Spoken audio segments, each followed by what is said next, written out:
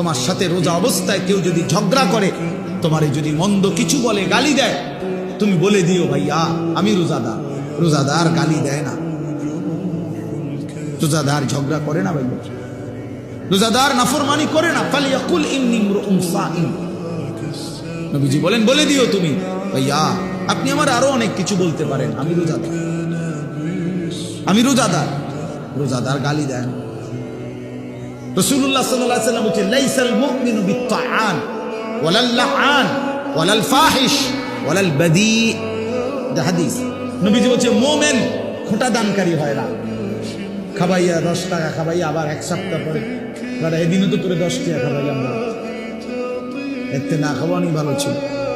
তা আল্লাহ নবী সাল্লাল্লাহু আলাইহি ওয়াসাল্লাম বলেন মুমিন খোঁটা দেয় না, অনুগ্রহ করে কি দেয় না, খোঁটা দেয়। ওয়ালাল লাআন, মুমিন কাউকে লানত দেয় না। ওয়ালাল ফাহিশ, মুমিন অশ্লীল কথা বলে না। ওয়ালাল বাদী, মুমিন নোংরা চরিত্রের হয় না। হাদিস আল্লাহ রাসূল সাল্লাল্লাহু আলাইহি ওয়াসাল্লাম।